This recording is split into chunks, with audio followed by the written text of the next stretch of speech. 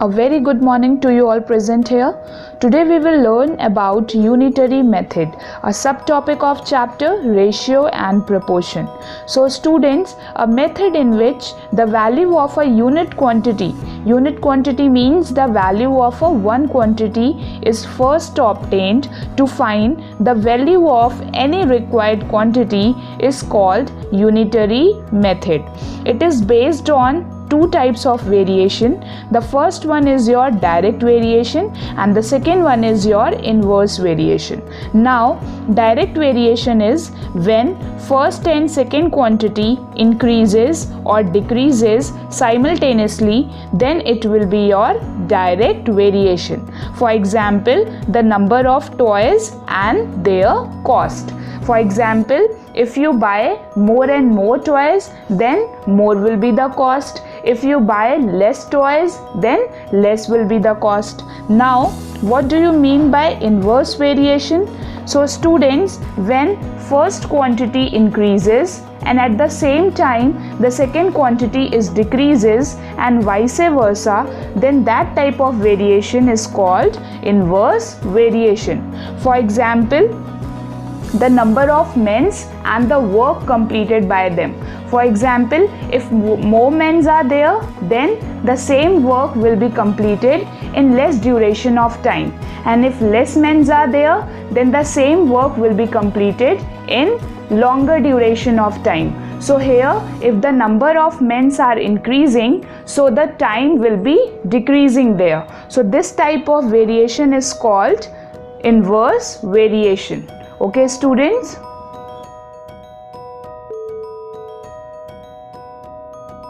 Ratio and proportion. Unitary. Unitary method. In unitary method, we first find the value of one quantity from the value of the given quantity. Then we use this value to find the value of the required quantity.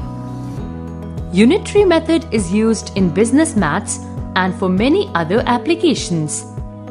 Unitary method focuses on the word unit, which means one. The key for understanding this concept is knowing for one. If we know one, then we can find for many by multiplying. If we know more, then we can find for one by dividing. Observe the picture on the screen. Cost of one by multiplying gives cost of many. Cost of many by dividing gives cost of one. While working out the problems using unitary method, we come across certain variations in which the values of two quantities depend on each other in such a way that a change in one results in a corresponding change in the other. Then the two quantities are said to be in variation. In the situation shown here, 1. If the number of pen increases, then the total cost also increases. 2. If the number of pen decreases, then the total cost also decreases. These two situations are called direct variation. Consider a train moving at a constant speed of 30 miles per hour. After 1 hour, the train has travelled 30 miles. After 2 hours, the train has travelled 60 miles, and so on. We can construct a chart and graph this relation.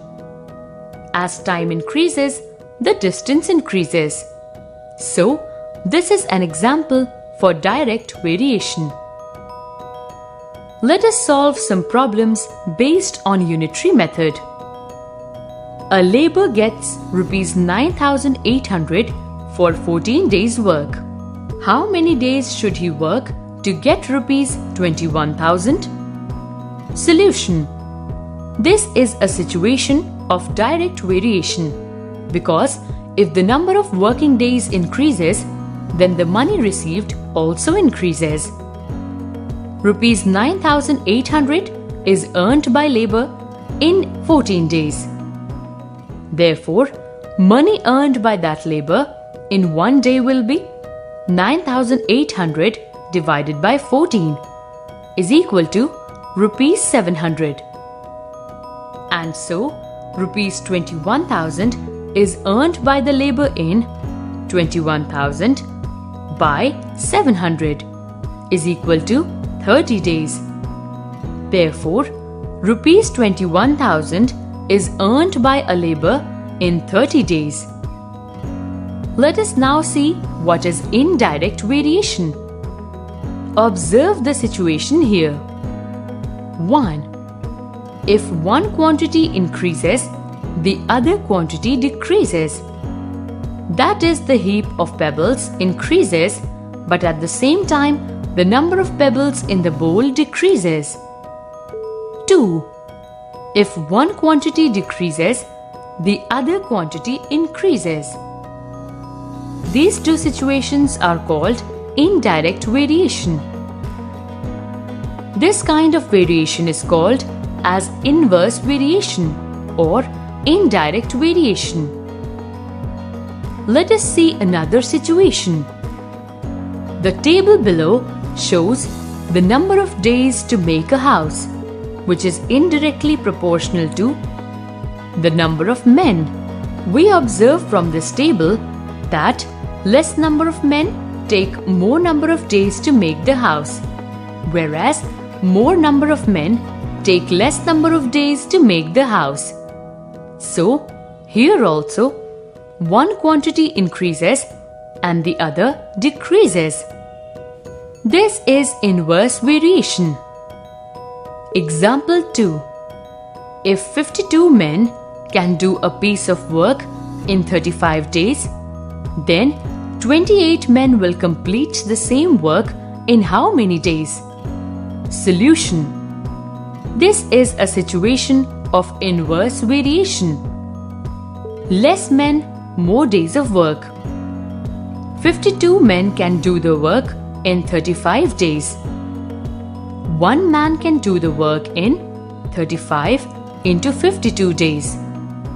28 men can do the work in 35 into 52 divided by 28 days. Therefore, 28 men can do the work in 65 days.